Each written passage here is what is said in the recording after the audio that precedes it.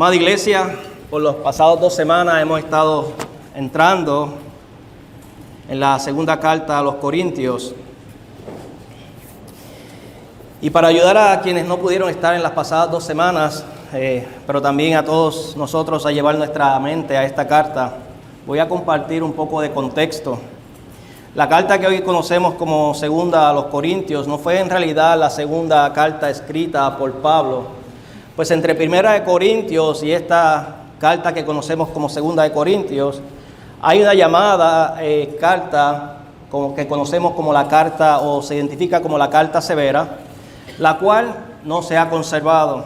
En esa carta Pablo confrontó con dureza a la iglesia, lo que dio pie a que falsos maestros y algunos corintios levantaran acusaciones frívolas en contra de Pablo y de todo su ministerio.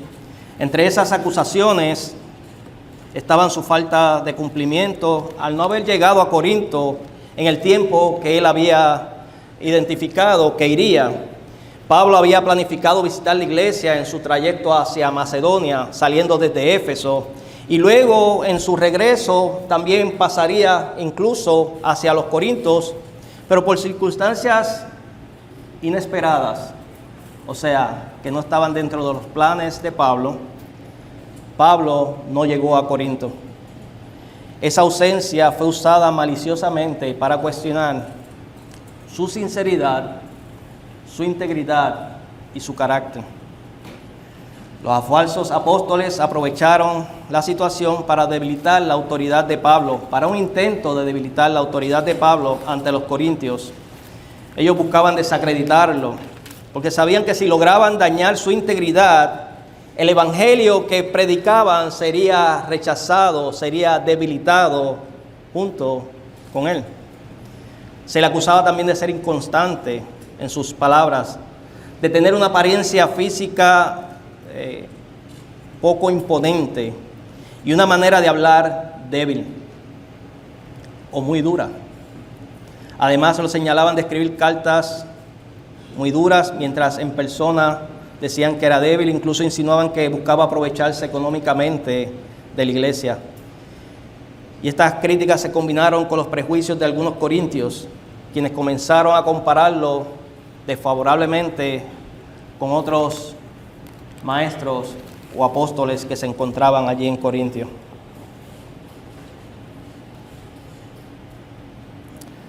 Sin embargo, el apóstol Pablo, a pesar de todo ese levantamiento de acusaciones contra él continuaba amando a los corintios.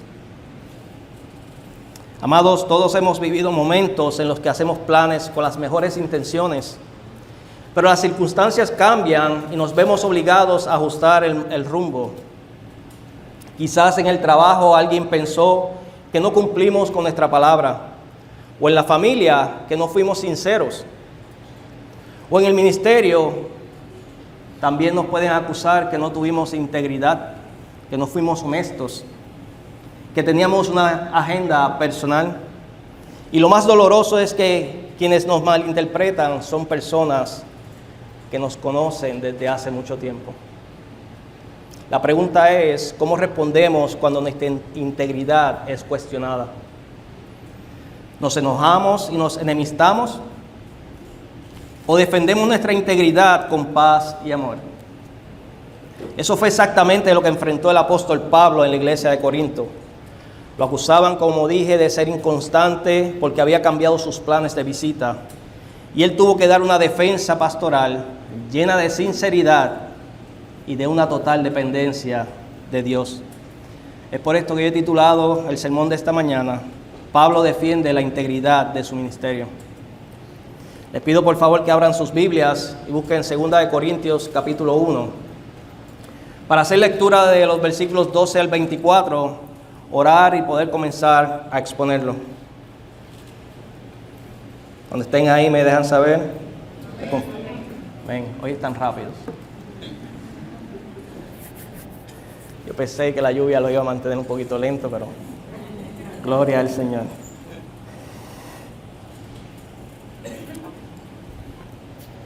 Leemos la santa y poderosa palabra de Dios. Porque nuestra satisfacción es esta, el testimonio de nuestra conciencia, que en la santidad y en la sinceridad que viene de Dios, no en sabiduría carnal, sino en la gracia de Dios, nos hemos conducido en el mundo y especialmente hacia ustedes.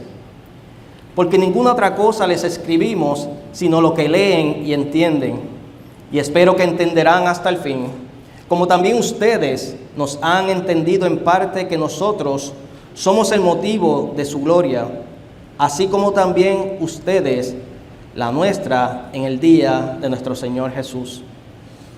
Y con esta confianza me propuse ir primero a ustedes, para que 2 veces recibieran bendición. Es decir, quería visitarlos de paso a Macedonia, y de Macedonia ir de nuevo a ustedes y ser encaminado por ustedes en mi viaje a Judea. Por tanto, cuando me propuse esto, ¿acaso obré precipitadamente? ¿O lo que me lo propongo conforme a la carne para que en mí haya al mismo tiempo el sí, sí y el no, no? Pero como Dios es fiel, nuestra palabra a ustedes no es sí y no. Porque el Hijo de Dios, Cristo Jesús, que fue predicado entre ustedes por nosotros, por mí, Silvano y Timoteo, no fue sí y no, sino que ha sido sí en Él. Pues tantas cosas como sean las promesas de Dios, en Él todas son sí. Por eso también por medio de Él nuestro amén es nuestro amén, para la gloria de Dios por medio de nosotros. Ahora bien, el que nos confirma con ustedes en Cristo y el que nos ungió es Dios, quien también nos selló y nos dio el Espíritu en nuestro corazón como garantía. Pero yo invoco a Dios como testigo sobre mi alma, que por consideración a ustedes no he vuelto a Corinto. No es que queramos tener control de su fe, sino que somos colaboradores con ustedes para su gozo, porque es en la fe que permanecen firmes. Oremos al Señor. Padre, gracias por tu palabra. Te rogamos, Señor, que tú nos ayudes a recibirla con humildad. Abre nuestros oídos, Señor,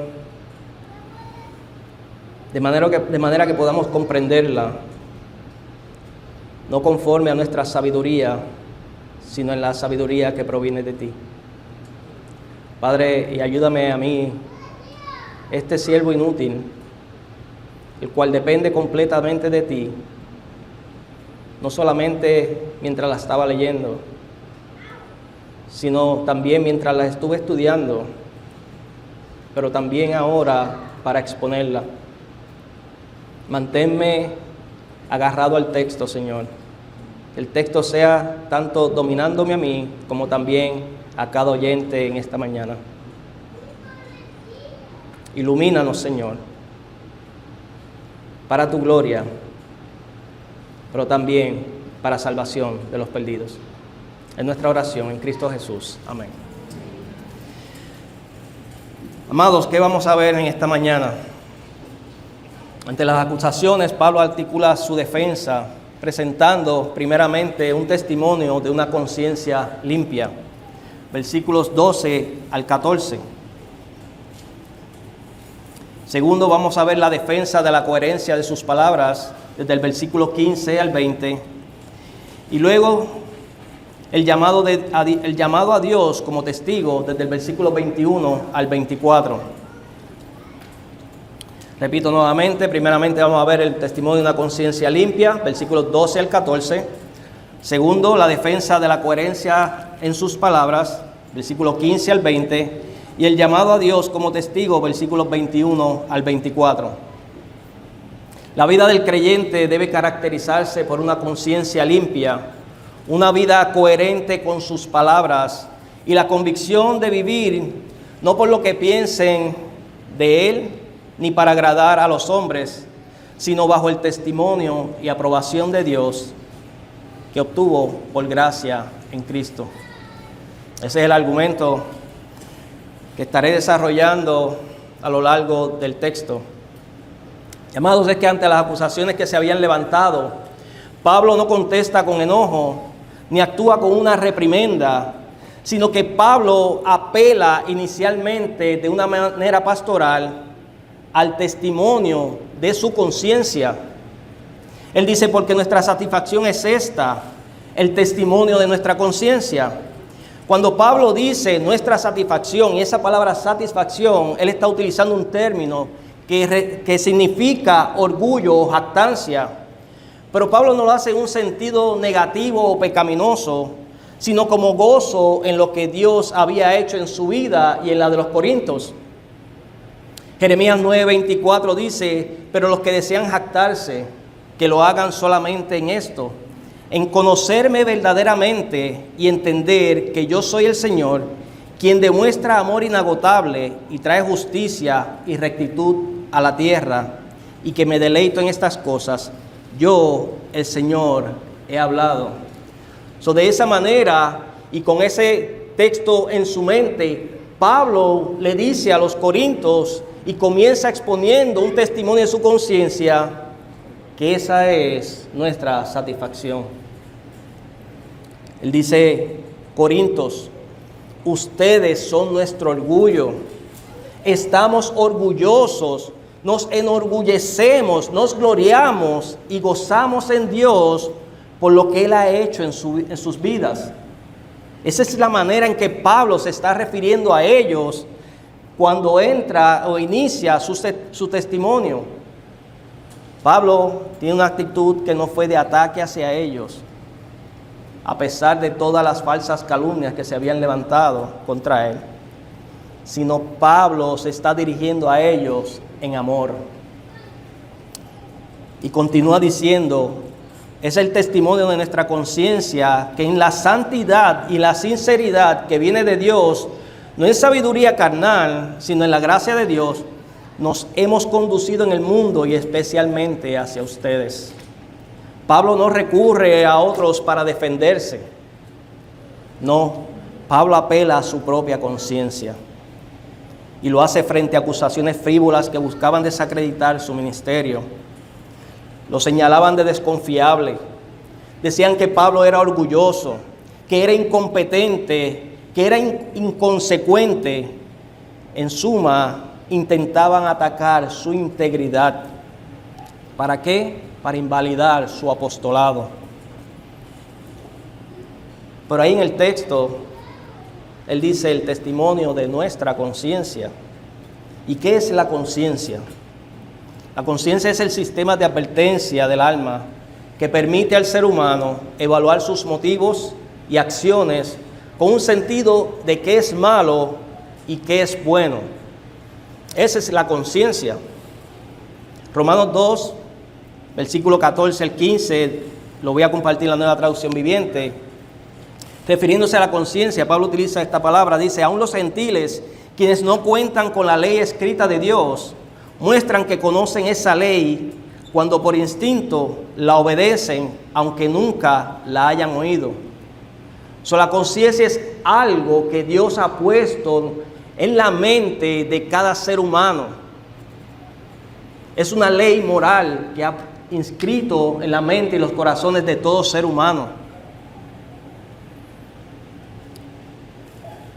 Versículo 15 de Romanos 2 continúa diciendo, ellos demuestran que tienen la ley de Dios escrita en el corazón, porque su propia conciencia y sus propios pensamientos o los acusan o bien les indican que están haciendo lo correcto.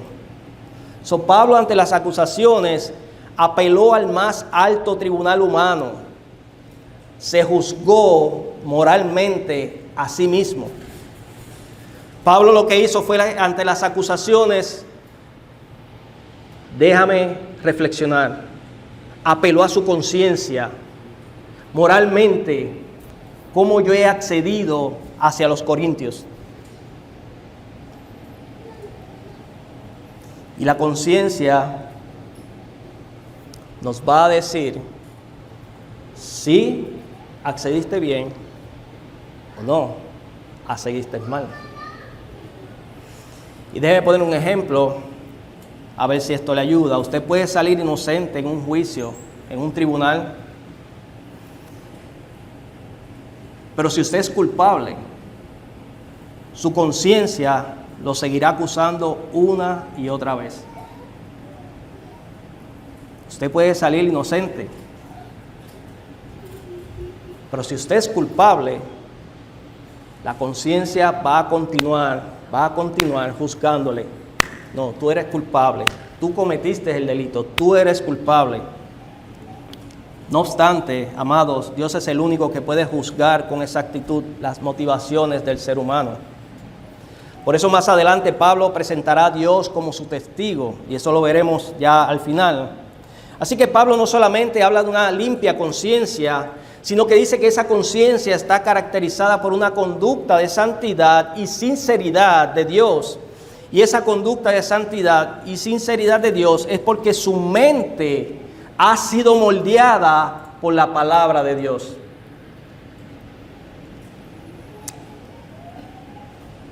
Pablo estaba siendo acusado de que sus sufrimientos eran debido a su pecado. Y presenta la conciencia como un tribunal interno que evalúa sus motivos y acciones. Y así pudo decir que se habían conducido con santidad y sinceridad.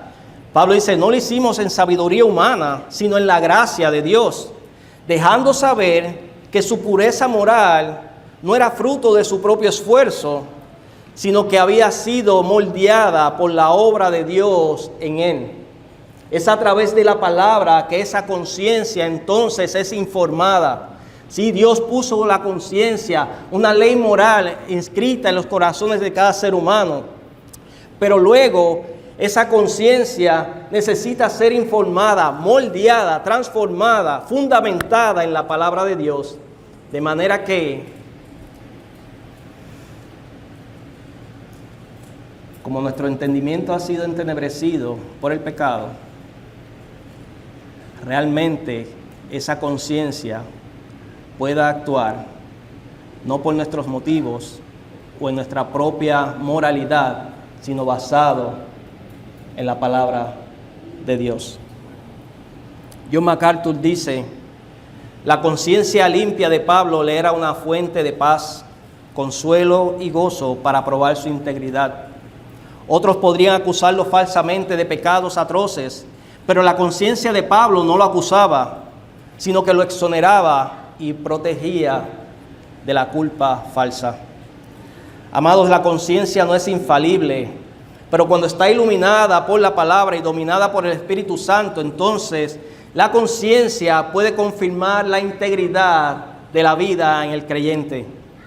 El pecado es tan engañoso que puede engañar la conciencia del creyente.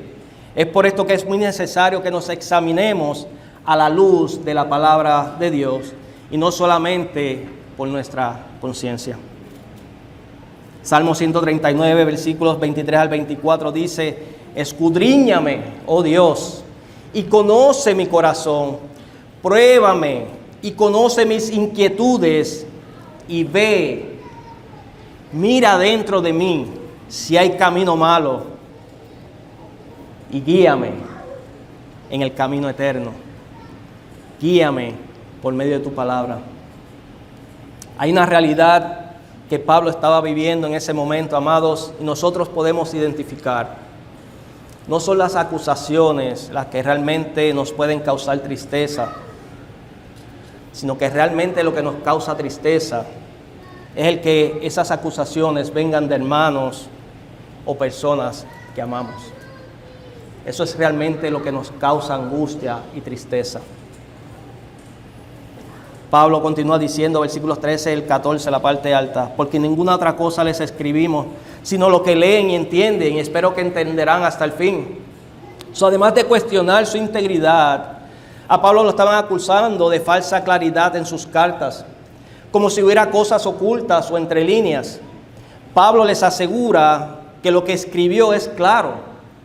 Lo que yo les escribí es comprensible y fue directo. De mi parte no hubo engaños ni nada de dobles intenciones, amados Corintios. No hay nada oculto. Amados Corintios, lo que está escrito, eso es lo que les estoy diciendo. Tal parece que los corintios llegaron a conclusiones erradas por lo escrito en esa carta severa que se extravió. pero ellos la recibieron, ellos la leyeron, y tal parece que lo que estaba escrito, ellos realmente lo rechazaron, o pensaron que Pablo estaba diciendo cosas entre líneas. Y ahora Pablo espera que ellos puedan comprender y entender que todo lo escrito en esta carta, ellos puedan decir, no hay nada entre líneas. Pablo es claro. Continúa diciendo en la parte baja del 14, como también ustedes nos han entendido en parte, que nosotros somos el motivo de su gloria, así como también ustedes la nuestra en el día de nuestro Señor Jesús. Ahora Pablo les dice a los corintios, ustedes son el motivo de nuestra gloria, así como nosotros, los de ustedes. ¿Están viendo el amor de Dios hacia ellos?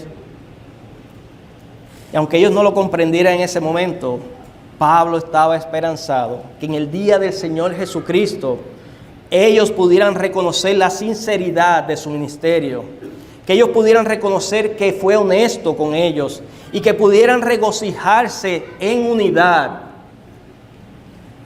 Ahora, Pablo les dice, ahora no están viendo con claridad. No se preocupen, Corintios, pero llegará el día en que obtendrán completa claridad.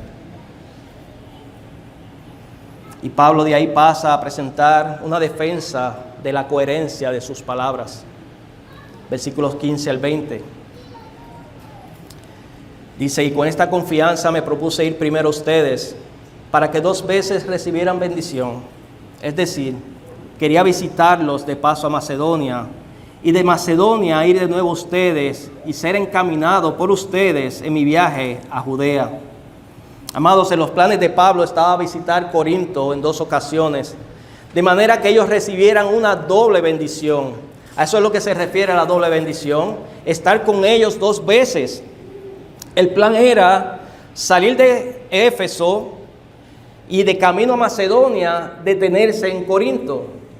Pero una vez llegado a Macedonia, en su regreso, volver a detenerse en Corinto para luego llegar a Éfeso.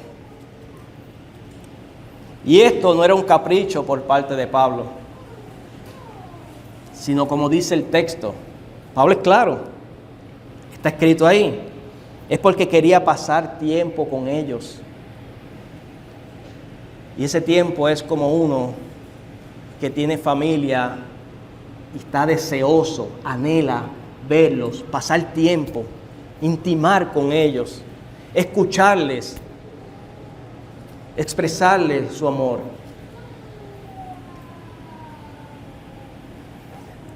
Corintios para Pablo, como cada iglesia que Pablo plantó y ayudó, Pablo los amaba. Había un amor genuino de parte de Pablo hacia los corintios. Pero la mente de los corintios había sido confundida y ahora estaban atacando a Pablo, a ese que los ama profundamente. Primera de Corintios 16, 5 al 7. Miren lo que Pablo les había escrito en la primera carta. Iré a ustedes cuando haya pasado por Macedonia, pues voy a pasar por Macedonia, y tal vez me quede con ustedes, aún pase allí o aún pase allí el invierno, para que me encaminen a donde haya de ir, pues no deseo verlos ahora solo de paso, porque espero permanecer con ustedes por algún tiempo. ¿Y cómo termina? Si el Señor lo permite. Parece que eso último, los corintios no lo leyeron. O sea, no fue que Pablo no hubiese sido claro. Es que ellos no leyeron. Y casi siempre, cuando se levantan falsas acusaciones frívolas, y hay malos entendidos, es porque falta un pedazo de información. Ya sea porque nosotros no leímos o no escuchamos bien, no prestamos atención, o porque la otra parte no la dio completa. Pero siempre va a ser porque falta información.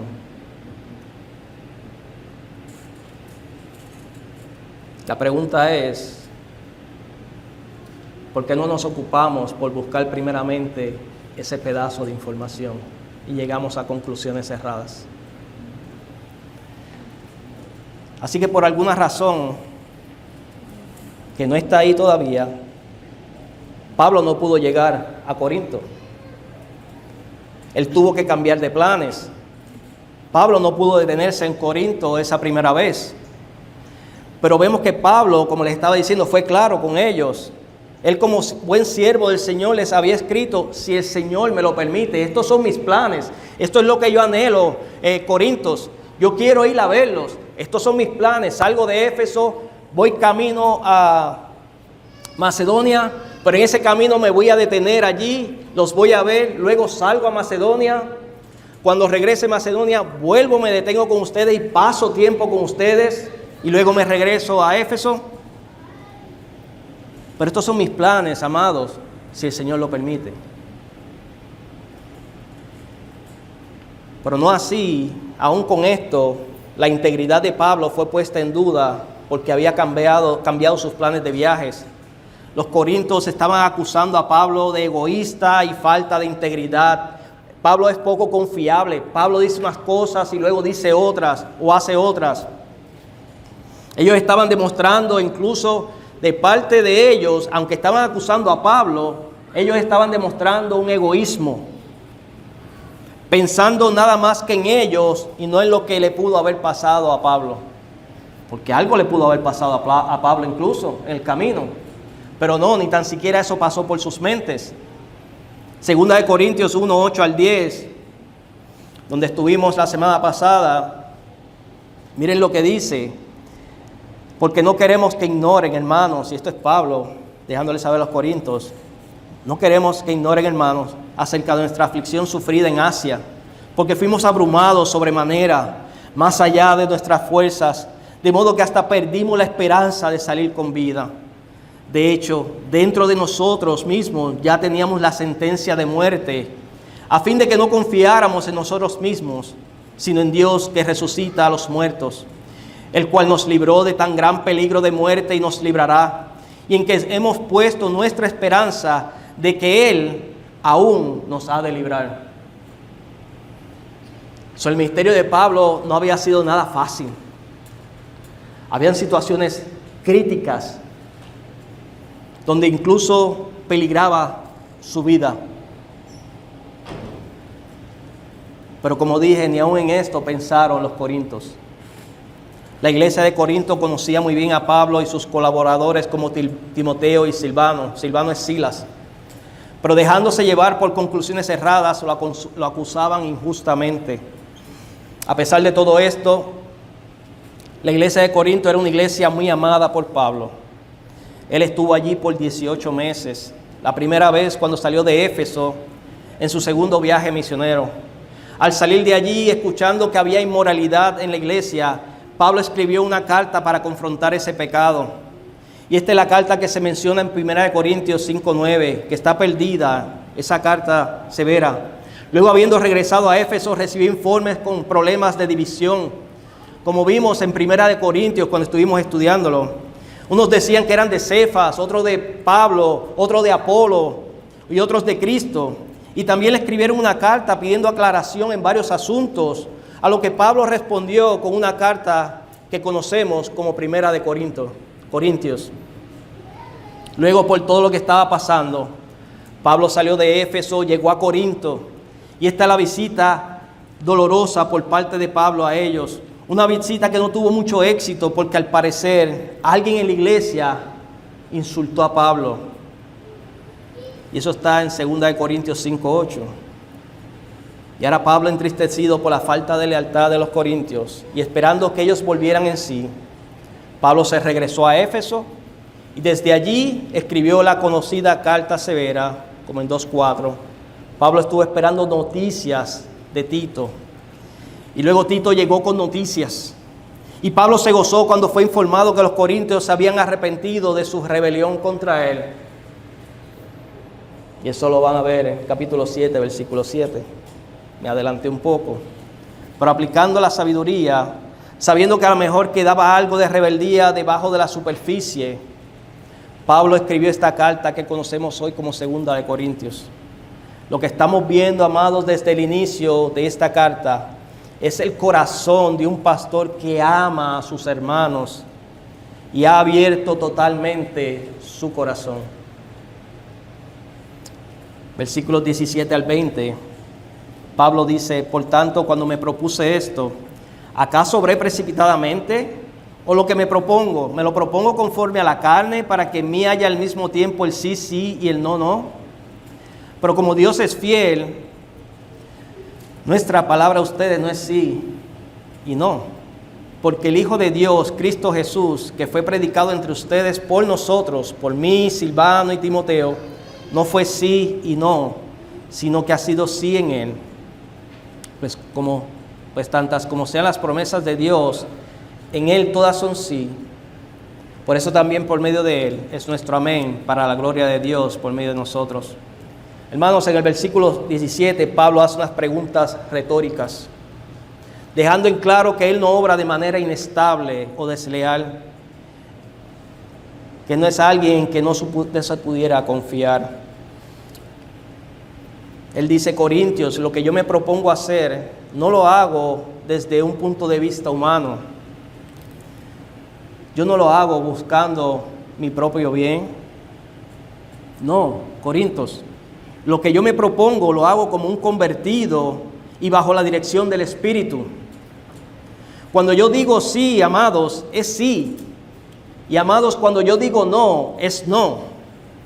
Pero también yo estoy sujeto a la voluntad del que me salvó y me llamó al ministerio. Y eso implica el que yo tenga que cambiar de planes. Porque ¿cómo no voy a cambiar de planes si sucede algo que no está bajo mi control?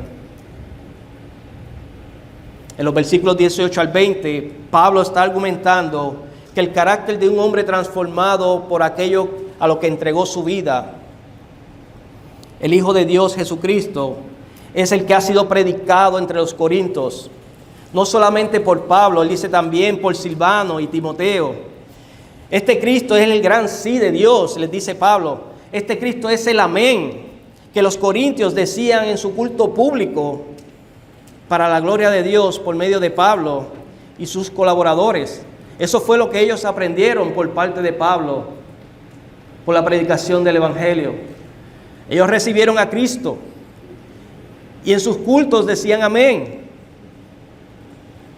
De modo que la palabra de Pablo para ellos no podía ser indigna de confianza, porque si habían creído y habían confiado en su mensaje, en su predicación, entonces, ¿cómo ahora no continuarían confiando en él? Con esto Pablo hace referencia a su confiabilidad como vocero del Dios fiel. Y les dice: en nosotros no hay duplicidad, amados. Le hemos predicado el Evangelio de Jesucristo con fidelidad, porque somos fieles a Él. Amados, aunque algunos malinterpreten nuestras decisiones o palabras, al final hay uno que no solo puede testificar, sino que es también juez, y no hay opinión humana que pueda anular su dictamen. Y ese es nuestro Dios fiel. Por eso Pablo, ahora en esta tercera parte de este texto, él llama a Dios como su testigo. Versículos 21 al 24. Él escribe: ahora bien, el que nos confirma con ustedes en Cristo y el que nos ungió es Dios, quien también nos selló y nos dio el Espíritu en nuestro corazón como garantía. Pero yo invoco a Dios como testigo sobre mi alma, que por consideración a ustedes no he vuelto a Corinto. No es que queramos tener control de su fe, sino que somos colaboradores con ustedes para su gozo, porque es en la fe que permanecen firmes. ¿Qué está haciendo Pablo aquí? Los versículos 21 al 22, Pablo está describiendo la obra trinitaria en la vida del creyente. Y lo hace también como una defensa ante cualquier idea de querer invalidar su autenticidad. Pablo dice que estamos confirmados en Cristo. Y es que en su obra de gracia salvadora, ahora estamos puestos sobre un fundamento firme en Cristo mismo. Además, es en esa obra de las tres personas de la Trinidad que queda magnificada una integridad y unidad sin igual, en donde no existe ningún choque o roce entre las tres personas, sino que las tres personas operan en comunidad y santidad.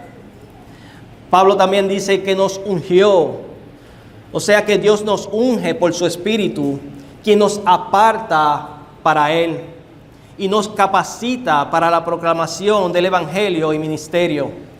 Y esto es a todo creyente. Pero también dice que nos selló.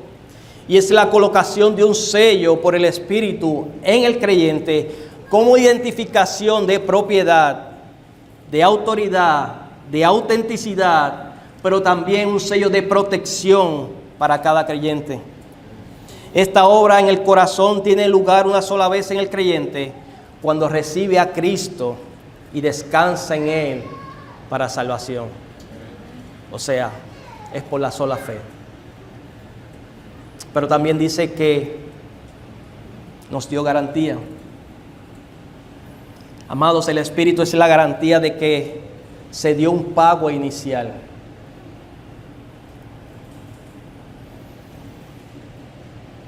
Y se completará el pago al final. Lo que quiere decir que ahora estamos salvos. Pero esa salvación tendrá su cumplimiento total cuando Jesucristo regrese. Versículo 23. Lo que Pablo está diciendo es que la razón de no haber ido a Corinto, la razón de él no haber ido a Corinto, y él pone a Dios como testigo, fue por consideración a ellos. Pablo ha abierto su corazón y les ha dicho: Corintios, escuchen mi testimonio en limpia conciencia, en integridad, iluminado por la palabra.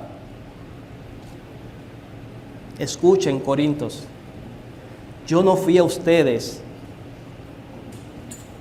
por consideración a ustedes. Pablo estaba muy entristecido, pero como vimos en el capítulo, al principio del capítulo 1, la semana pasada, a pesar de su sufrimiento, Pablo dice que el Señor es su consolador. Pero también Pablo espera que al llegar a Corinto, ellos se hayan arrepentido.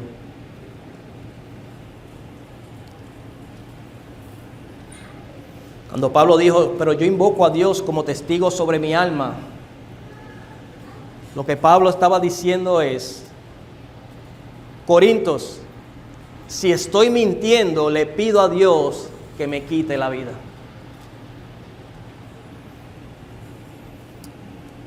Eso solamente lo puede decir una persona que tenga una limpia conciencia, no delante de los hombres, sino delante de Dios.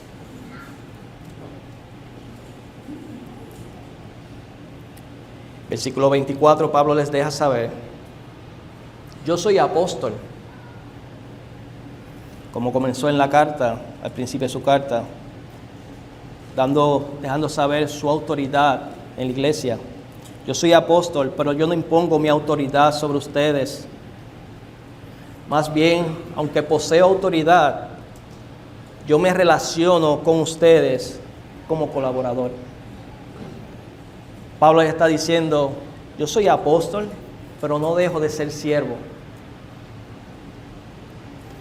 Y esto, hermanos, es muy distinto a los falsos apóstoles que miran a los demás por encima del hombro. Falsos apóstoles que esperan que los traten como reyes. Falsos apóstoles que tienen una percepción de ellos como si fueran dioses. Falsos apóstoles que testifican un evangelio falso. Amados, la verdadera integridad cristiana se vive con una conciencia limpia, moldeado por el evangelio, con palabras sinceras de un corazón renovado por el Espíritu, pero también por una vida de entrega y gratitud por la gracia recibida en Cristo y con la certeza de que Dios es nuestro testigo. Voy a repetirlo nuevamente. La verdadera integridad cristiana se vive con una conciencia limpia, moldeada por el Evangelio. Palabras sinceras de un corazón renovado por el Espíritu. Una vida de entrega y gratitud por la gracia recibida en Cristo y con la certeza de que Dios es nuestro testigo. Amados, como creyentes, no solo anunciamos el Evangelio con palabras, eso tenemos que hacerlo y ser fiel al anuncio del Evangelio, pero también debemos modelarlo. Que nuestra conducta, que nuestra forma de hablar, e incluso que si decimos sí, sea sí, si decimos no, es no. Que no haya una duplicidad, que no haya ligereza en nuestros pensamientos y palabras, sino que sean firmes, que sean íntegros, que haya una honestidad de parte de nosotros, que haya una vida genuina, transformada y caracterizada por el Evangelio. Amados, la integridad no depende de lo que otros puedan pensar de nosotros, sino de lo que Dios ve en nosotros. Recuerden que la conciencia es esa ley moral que nos dice lo bueno y lo malo. Pero si vivimos en una moralidad sin la palabra de Dios, solamente en una moralidad, vamos a moldear esa moralidad de acuerdo a nuestros propios valores y no de acuerdo a la palabra de Dios. Por tanto, la conciencia, como decía Pablo, debe estar caracterizada en sinceridad y en santidad. Y esa santidad solamente proviene de Dios mismo por medio de su palabra y la obra del Espíritu en nuestros corazones, impregnando nuestra mente, moldeando, transformando nuestra mente. La vida del creyente debe ser ese anhelo de ir progresivamente en tener una mente de acuerdo a la mente de Cristo. Amén. Parece que la lluvia está enfriando el cerebro.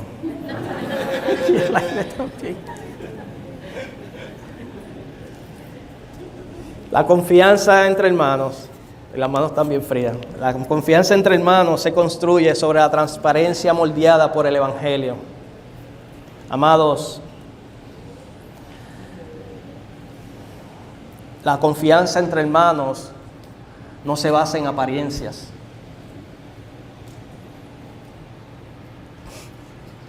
Mi confianza y transparencia con Omar no debe ser fundamentada ni caracterizada en cómo él aparenta hacia mí ser una persona ni yo hacia él, sino que debe estar moldeada por el Evangelio. De manera que haya una transparencia, haya una claridad, haya genuinidad, haya honestidad, integridad en esa relación. Así que la confianza entre hermanos se construye sobre la transparencia moldeada por el Evangelio y no sobre apariencias. Si eres un no creyente y estás hoy con nosotros, quiero leerte 2 Corintios 4, versículo 3 al 4. Porque puede ser que tú estés pensando que tú sabes definir lo bueno de lo malo. Tú puedes ser que estés pensando que tú no le haces mal a nadie. Puede ser que tú estés pensando, bueno, eso eran los corintios, creyentes, pero yo como no creyente me comporto mejor que ellos. Mis valores son por encima de los de ellos.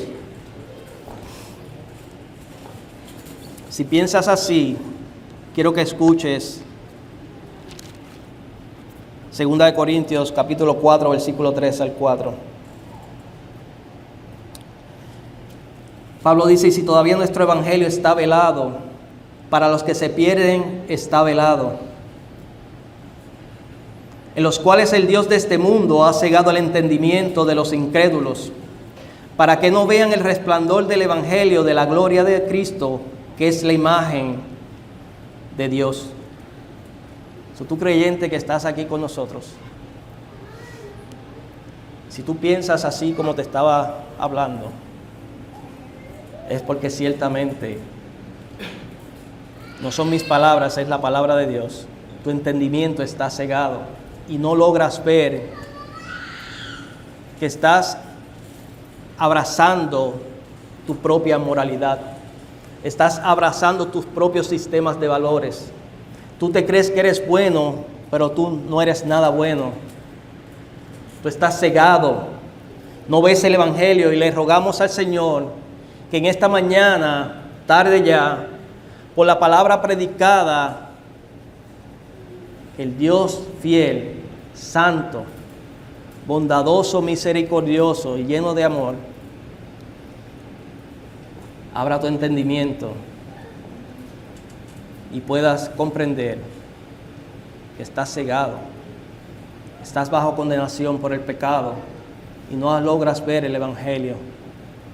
Que el Señor ilumine tu mente y tu corazón de manera que puedas arrepentirte y puedas creer en Jesucristo como tu Señor, tu Salvador, puedas obtener perdón de pecado, salvación y vida eterna. De manera que tu conciencia ahora comience a estar nutrida por la palabra de Dios y no bajo tu propio sistema de valores. Para ir cerrando,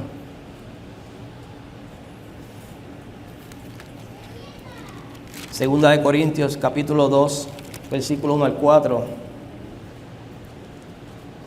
Pablo dice, pero en mí mismo decidí esto, no iré otra vez a ustedes con tristeza, porque si yo les causo tristeza, ¿quién será el que me alegre sino aquel a quien yo entristecí? Y esto mismo les escribí, para que cuando yo llegue no tenga tristeza de parte de los que debieran alegrarme, confiando en todos ustedes de que mi gozo sea el mismo de todos ustedes. Pues por la mucha aflicción y angustia de corazón que ustedes me causaron, Corintios, les escribí con muchas lágrimas, no para entristecerlos, sino para que conozcan el amor que tengo especialmente por ustedes. Pablo amaba entrañablemente a los corintios, pero los corintios, al parecer, cegados por los falsos maestros y las falsas calumnias y una falta de información, no estaban demostrando el mismo amor hacia Pablo. Pero eso no detuvo a Pablo. Pablo continuaba amándoles. John MacArthur dice estas palabras con respecto a este texto: en la salvación Dios limpia la conciencia de toda su acumulación de culpa, vergüenza y menosprecio propio. El autor de Hebreos lo escribió así: la sangre de Cristo, el cual mediante el Espíritu eterno se ofreció a sí mismo sin mancha a Dios, limpiará vuestras conciencias de obras muertas para que sirváis al Dios vivo. Por ello los creyentes tienen purificados los corazones de mala conciencia. La conciencia limpia ya no acusa por los pecados del pasado, que están perdonados por la sangre de Cristo. Amados, la integridad en el ministerio y la vida cristiana no se mide por la ausencia de críticas, sino por la fidelidad a Dios, la coherencia entre lo que decimos y vivimos, el testimonio de una conciencia limpia moldeada por la palabra de Dios. Y como Pablo, amados, podemos ser cuestionados, pero si vivimos delante de Dios con sinceridad y una dependencia del Espíritu y descansando en el poder de Cristo, Dios mismo será nuestro testigo y defensor. No hay que salir peleando entre las injusticias, las falsas calumnias, aquello que nuestros hermanos puedan pensar de nosotros. No hay que responder en pelea.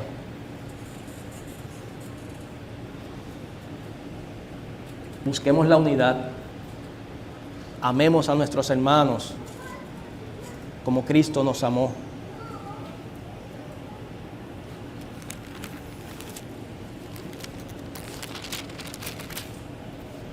Capítulo 6, versículo 7.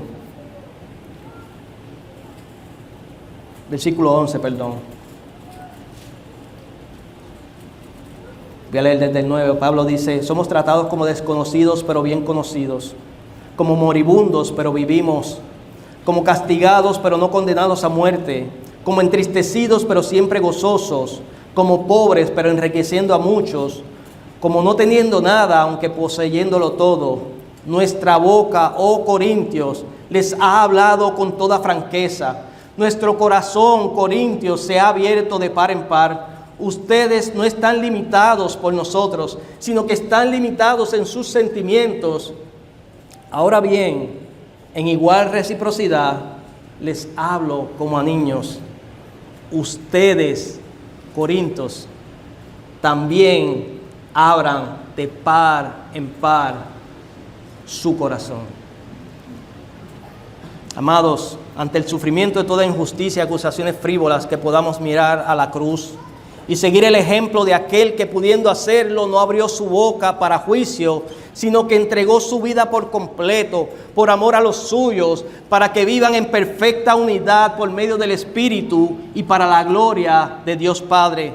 Amados hermanos, que en esa verdad podamos vivir aquí en IBCD, en Puerto Rico, pero también en Oklahoma, que podamos vivir así también incluso con nuestros hermanos en Paraguay, que podamos vivir en unidad con Iglesia Bautista Central, pero también con cada iglesia hermana en Puerto Rico, como orábamos por la iglesia de Leguízamo, nuestro pastor Fernando, pero que también podamos vivir en esa verdad, en unidad con cada iglesia donde se predica el Evangelio fielmente en cada lugar de esta tierra, pero también en las futuras iglesias que se puedan plantar hasta en los confines de la tierra, como la plantación que saldrá para Oklahoma City. Que nuestros motivos no sean egoístas, hermanos,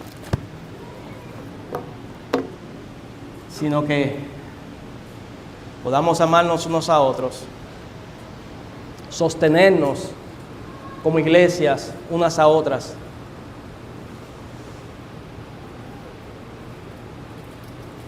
y que la gracia de Dios sea magnificada en nuestras vidas por lo que Él ha hecho por nosotros.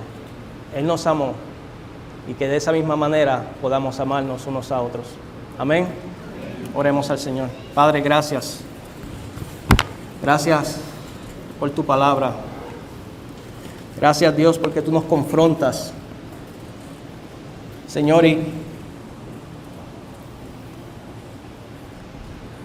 gracias porque esa confrontación, aunque a veces es de manera en amor, siempre es en amor, pero a veces la sentimos de una manera severa y otras veces menos severa. Que no importa tu disciplina, Señor, que podamos recibirla en humildad. Perdona, Dios, todo nuestro egoísmo, Señor. Perdona incluso, Padre, cuando solamente hemos pensado en nosotros mismos. Señor, y ahora en esta oración trae a mi mente incluso el que estaremos enviando al pastor Félix a Oklahoma City. Para nosotros fue duro, Señor, ese anuncio, pero fue duro porque en ese momento fuimos egoístas. Estuvimos pensando en nosotros, en querer tenerlo con nosotros, a él y a su amada familia, pero no pensando en el avance del Evangelio, no pensando en las otras personas que también son dignas de recibir tu gracia, así como nosotros la hemos recibido. No pensamos en aquellos lugares y personas que necesitan del Evangelio para salvación. Pensamos en nosotros, Dios, pero ni tan siquiera pensamos y no fuimos agradecidos. Y tal vez no nos acercamos al pastor Félix preguntándole: pastor, ¿qué le hace falta para Oklahoma City? ¿Cómo puedo ayudarle? ¿Cómo podemos sostener esa obra? ¿Cómo podemos unirnos? Perdónanos, Dios, porque estamos pensando en nosotros y no en el avance ni la obra del reino de los cielos. Nosotros no somos dueños de la iglesia, tú eres el dueño. Y a ti estamos sometidos, Señor, y nos sujetamos. Perdónanos cuando no lo hemos hecho. Perdónanos incluso cuando hemos levantado acusaciones frívolas contra nuestros hermanos por falta de información. Ayúdanos, Dios, a ser claros, honestos y sinceros y transparentes con nuestros hermanos, de manera que no levantemos acusaciones, sino que busquemos esa información que nos falta. Que seamos piadosos unos con otros, que velemos por la unidad de la iglesia, el amor entre hermanos, que ese amor a nuestro prójimo comience porque te amamos a ti. Y en esa verdad, Padre, podamos vivir unidos y testificar al mundo lo que hablamos a ellos con nuestras palabras. Que nuestras vidas reflejen también el Evangelio. Gracias, Padre.